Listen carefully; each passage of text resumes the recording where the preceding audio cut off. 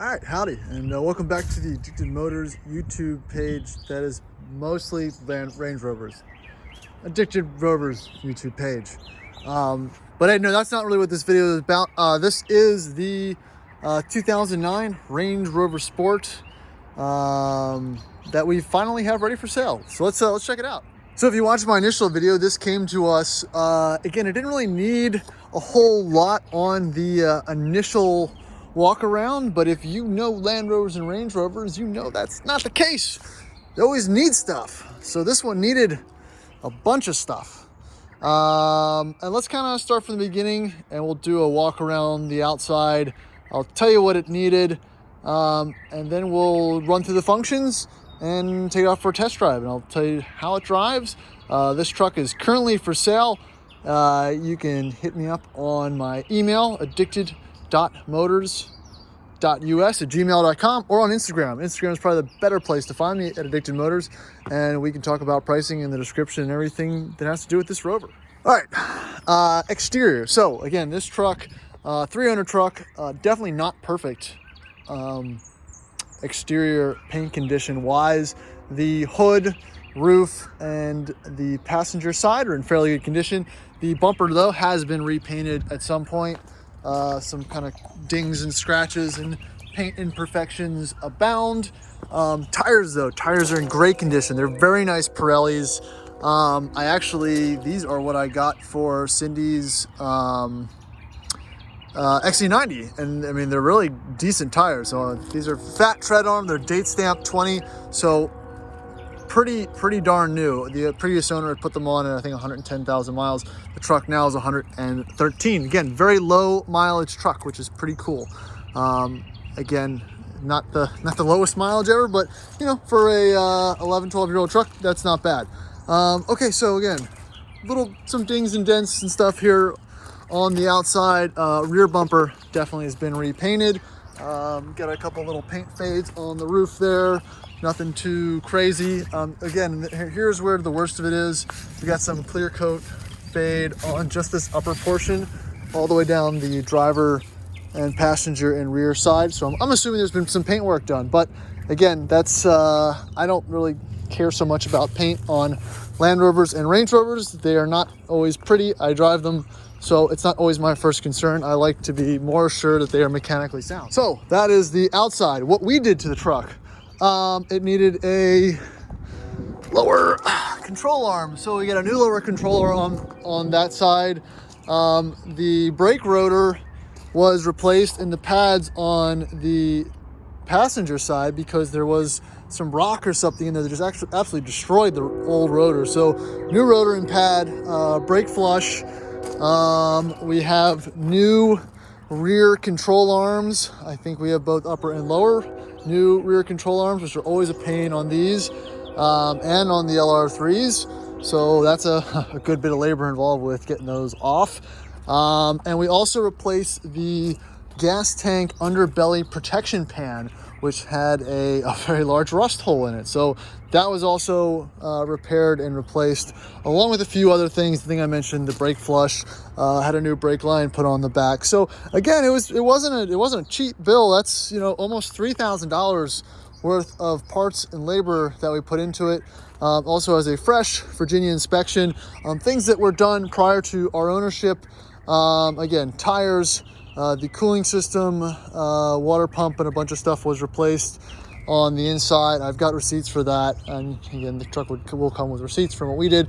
Also, we've bought a brand new dealer key, so we'll have a fob for it. Right now, all I have is this stupid thing, which is fine. You'll get it with the car, but we've got another key with a clicker or a flick out, whatever you call it, coming as well. So on the inside, fairly clean. Everything's functional and in good condition.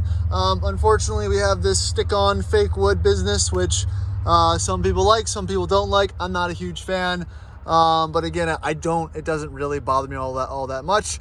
This truck again has been converted to coils. I forgot to mention that. All the coils are in good condition. No issues there, which I think definitely complements how this truck runs and drives as a sport. It definitely handles very firm. It's very compliant on the road. and there's not that kind of Land Rover air suspension kind of give of aft and forward movement on acceleration and deceleration. So it feels really good, especially with the good tires that are on it. Oh, sorry. Go through there. Oh yeah, here's again all the paperwork that came with it. Some bits and bobs. What else do we got? Back seat.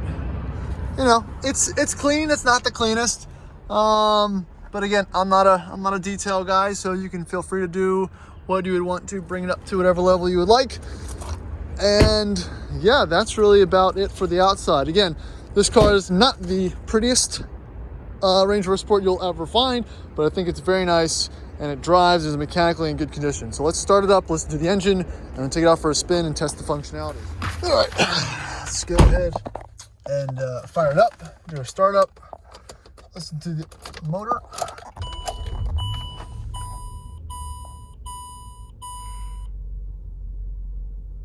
All right, so low coolant level comes on. The low coolant level is fine. There's no issues there. It just says that sometimes.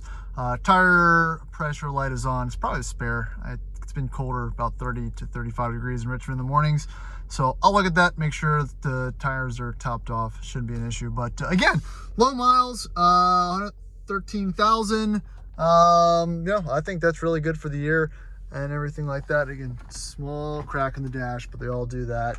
A little bit of, it's not pixelation, I think it's a cover or something on the screen here, but that shouldn't affect anything functionality wise. Got heated seats, cold weatherish package, your terrain modes all work, even though you don't have the air suspension, which is great.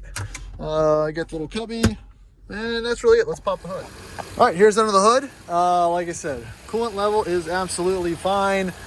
Engine runs nice and quiet. No shakes or rattles, but it's a 4.4, so I really don't have a whole lot to worry about there. No obvious leaks or anything. So again, pretty decent under there. Alaska white is the color. AC and heat work great. Here's the underside, a quick shot. So that's about it for the mechanical. Let's take it. I've already done a driving video, but we're just gonna go test the high and low range, and then go for just a quick run around the block. All right, we are in the Addicted Motors Proving Alley. Shift into neutral, pop it into four-wheel low. Right into low range, absolutely no hesitation or delays. Shifts fine.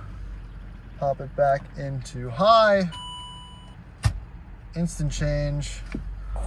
So it's exactly how you want it to look and behave. So let's take it around the block real quick and show you how it drives. All right, so Range Rover Sport.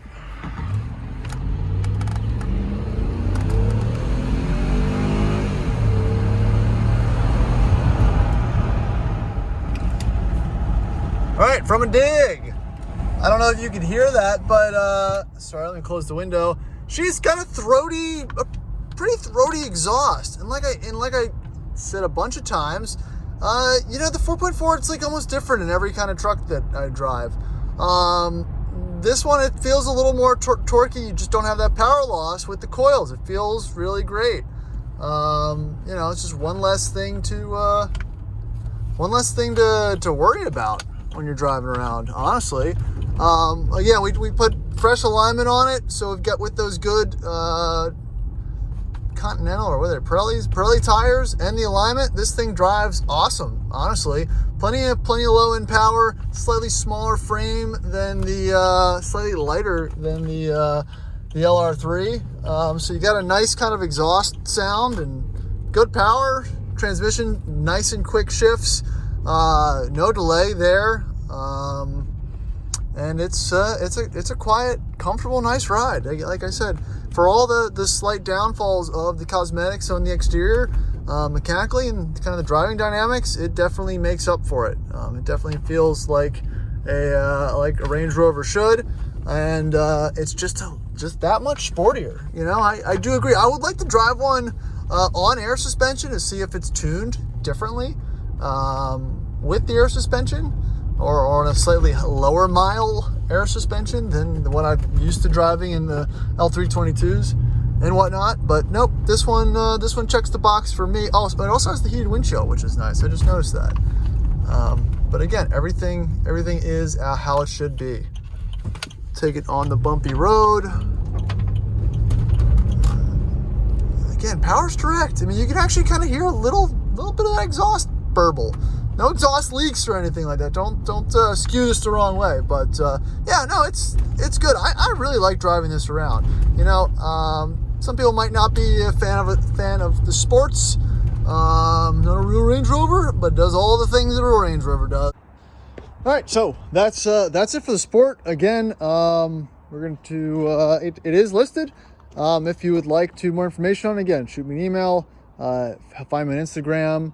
The truck's listed on Richmond Facebook. But again, yeah, appreciate watching the video. Please like, subscribe, follow on Instagram for more updates and more incoming Land Rovers and Range Rovers. The 2006 130,000 mile supercharged L322 with the cool factory brush guard is next. Also, lots of work completed, including most of the coolant hoses, front control arms, transmission, what is it? The transmission control plug module, had that replaced, and a whole bunch of other stuff. Oh yeah, brand new tires. So again, we're buying these vehicles. We are fixing what needs to be fixed, and we're selling for a small profit. It's a simple equation, but I want to try to at least be able to sell a decent product that represents these old Range Rovers as best as possible. Like I said, not full restorations, just good running and driving trucks. That's what we're shooting for here. So I'll catch you guys in the next one. Thank you for watching.